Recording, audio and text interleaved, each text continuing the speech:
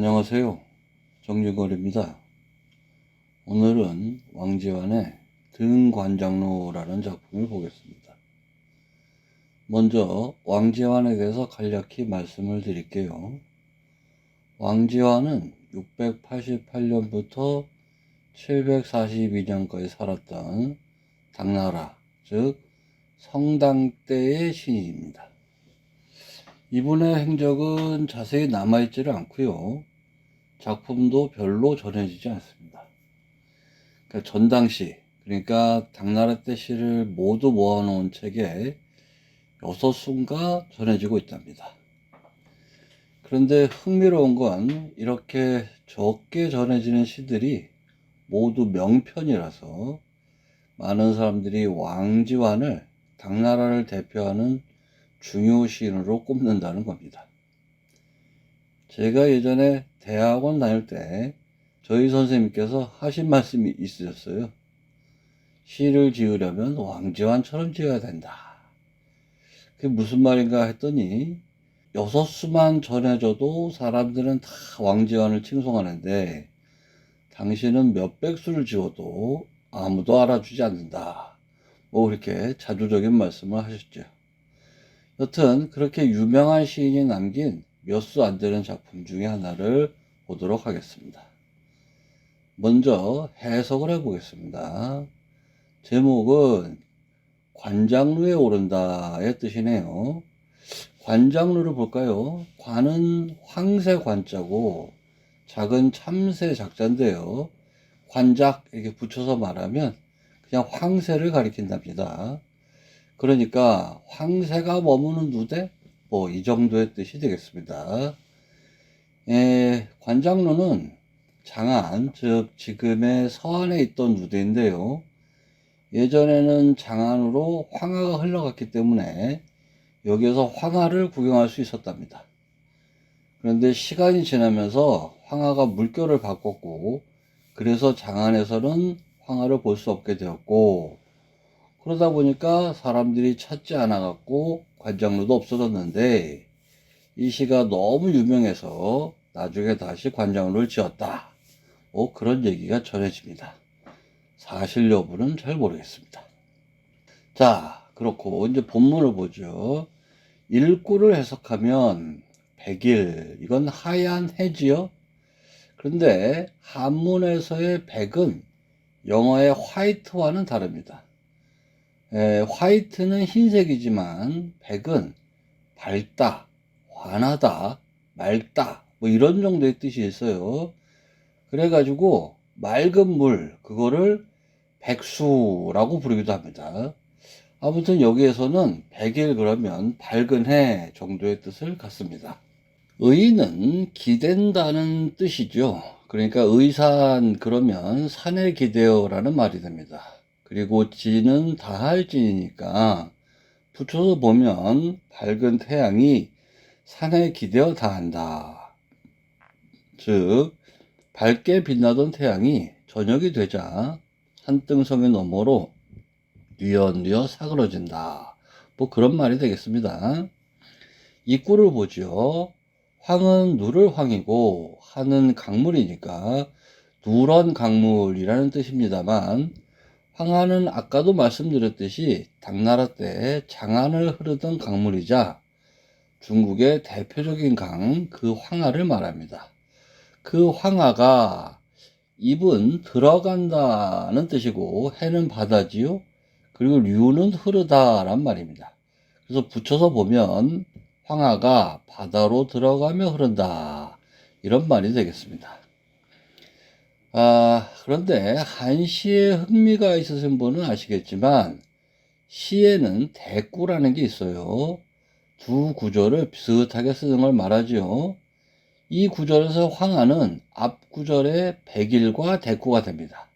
그래서 백일을 하얀 해, 즉 밝은 해 이렇게 일반 명사로 풀이했으니까 이 구절의 황하도 고유명사가 아니라 누런 강물 이렇게 해야 되는 거 아니냐 이렇게 말씀하실 수 있는데요. 그것도 가능합니다. 그 다음 상구를 보겠습니다. 상구는 조금 어려운데요. 첫 글자인 욕은 원한다, 바란다 라는 뜻입니다. 그리고 둘째 글자인 궁은 끝까지 한다, 다 한다 라는 뜻이고요. 그래서 욕궁하면 뭔가를 끝까지 하고 싶다, 혹은 뭔가를 다 하고 싶다, 이런 말입니다. 그럼 그 뭔가가 뭐냐? 예, 천리목입니다. 천리는 거리를 나타날 때 그 천리고요. 목은 눈이라는 말입니다. 그러니까 천리목이라는 건 천리를 바라보는 눈, 혹은 천리를 목도하는 행위, 뭐 그 정도가 되겠죠. 붙여서 해석하면 천리까지 다 바라보고 싶어서, 이런 말이 되는데요. 뜬금없이 왜 천리를 바라보냐? 예, 2부에서 황하가 바다로 들어간다고 했지요? 예, 장안에서부터 바다까지는 천리가 훨씬 넘습니다만, 어쨌거나 바다를 찾아가는 황하의 모습을 끝까지 보고 싶다, 이런 의미로 이해하시면 좋겠어요. 4구에서는 갱상일축루라고 했네요. 갱은 다시라는 말이고 상은 위라는 말인데, 여기에서는 동사로 해석을 하시면 되겠어요. 그러니까 갱상은 다시 올라간다 라는 말입니다. 뭘? 어디로? 예, 1층 누대, 즉 누대 한 층을 다시 올라간다, 이런 말입니다. 이제 이 시 전체를 다시 해석해 볼게요. 백일 의산진, 밝은 해는 산에 기대어 사고로 들고, 황하 입해류, 황하, 즉 누런 강은 바다로 들어가며 흐른다. 욕궁 천리목, 그 황하가 바다로 가는 천리 여정을 끝까지 다 보고 싶어서 갱상 일척로, 다시 관장로의 누대를 한층 더 오른다, 이렇게 해석이 됩니다. 어떠신가요? 좋은 시라고 느껴지시나요? 먼저 이 시가 뭐에 대한 시인지부터 생각해 보겠습니다. 첫 구절은 해가 진다는 말인 것 같고, 두 번째 구절은 황하가 바다로 간다는 말인 것 같습니다. 그렇다면 이 시는 풍경을 노래한 작품인가요? 뭐 그렇게 볼 수도 있겠지만 딱히 그렇다고 단정하기 어려운 게 세 번째 구절과 네 번째 구절 때문입니다. 세 번째 구절은 멀리 보고 싶다는 얘기니까 풍경을 노래한 시는 아니네요. 그리고 네 번째 구절은 뭐 누대 한 층을 올라간다는 거네요. 그럼 이건 뭐지요? 시인의 의지를 표현한 시인가요? 예, 그렇습니다. 이 시는 많은 사람들이 네 번째 구절 때문에 굽히지 않는 의지, 혹은 미래에 대한 희망으로 현재의 시련을 극복하자, 뭐 이렇게들 해석을 합니다. 무슨 말이냐면, 둘째 구절을 보면 황하가 바다로 흘러간다고 하잖아요. 황하는 중국 서쪽 고원에서 발원해서 수만리를 흘러가서 결국 바다로 들어갑니다. 어마어마하게 긴 강이죠. 게다가 강이 무지하게 넓습니다. 넓은 데는요, 이쪽에서 저쪽 강변이 잘 안 보이는 곳도 있대요. 한번 생각해 보세요. 그런 누런 흙탕물이 이 어마어마한 넓이로 흘러간다? 그 도도한 힘이 무섭기까지 합니다. 근데 그런 거대한 공룡같이 큰 강이 중국을 횡단하면서 온갖 곳을 지나서 결국에는 바다에 도착합니다. 대단한 여행이죠. 셋째 구절에서는 그런 대단한 여정을 보고 싶다고 했고, 넷째 구절에서는 그게 보고 싶다면 한 층이라도 더 올라가야 한다. 거대한 광경을 보고 싶다면 현재 만족하지 말고 힘들지만 한 계단이라도 힘을 내서 오르자. 뭐 대충 이렇게 얘기하는 겁니다. 가십을 하나 소개해 드릴게요. 예전에 우리나라 대통령이 중국에 방문한 적이 있었답니다. 그때 중국 주석이 이 시를 적어서 선물로 주었다네요. 무슨 의도로 이 시를 준 거냐? 이 시에 어떤 뜻이 담긴 거냐? 뭐 이렇게 사람들이 이리저리 생각을 했답니다. 그때 방금 얘기한 것처럼 미래에 좋은 결과를 내려면 현재에 더 노력해야 한다. 뭐 대충 이런 뜻으로 풀이하고는 중국 주석이 한국에게 협력 관계를 요청했다. 뭐 그런 해석들을 냈다고 합니다. 여러분들은 어떠신가요? 여러분도 이 시가 기운을 내자 뭐 이렇게 읽히십니까? 전 아닙니다. 전 아무리 읽어도 그렇게는 느껴지질 않아요. 몇 가지 이유가 있는데요. 우선 첫 번째 구절 때문입니다. 첫 번째 구절 한번 보세요.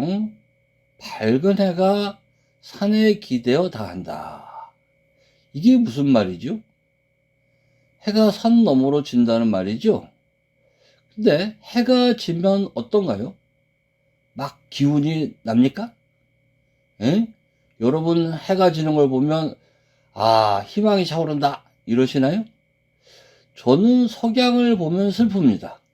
왜 그런진 잘 모르겠지만 괜히 애상에 잠기더라고요. 아무튼 이 첫 구절은 어떻게 보아도 해가 지는 모습이고요. 해가 지는 걸 보고 기운을 내기는 조금 어려워요. 예. 문제는 이 구절로 끝나는 게 아니라는 겁니다. 중국시는 일반적으로 기승전결의 구조로 지어집니다. 기라는 건 시상을 일으킨다는 것이고요. 승이라는 건 시상을 이어받는다는 말입니다. 전이라는 건 전환이니까 시상이 바뀐다는 뜻이고, 결은 결말, 즉 마무리를 한다는 겁니다. 이렇게 보면 제1구는 기고 이구는 승에 해당해요. 그럼 이게 기와 승을 지키는지 한번 보자고요. 1구는 어떤 시상을 일으켰으니까 기 이렇게 하면 되는데, 문제는 2구가 승이냐 하는 거죠. 승이라는 것은 뭔가를 계승한다는 것이고 잇는다라는 뜻인데, 잇는다고 할 때는 같은 것이 있어야 가능하죠. 그러니까 전통을 계승한다고 하면 이전의 것과 이후의 것 사이에 공통점이 있어야 되는 거예요. 이 시는 1구랑 2구가 거의 똑같아요. 그러니까 당연히 1구의 내용을 2구가 계승하는 겁니다. 그렇다면 1구의 해가 지는 분위기도 2구에서 계승되어야 합니다. 한번 1구랑 연결해서 보자고요. 자, 산이 바로 태양의 기운이 소진되는 곳이었죠. 그렇듯이 해 또한 황하가 없어지는 곳입니다.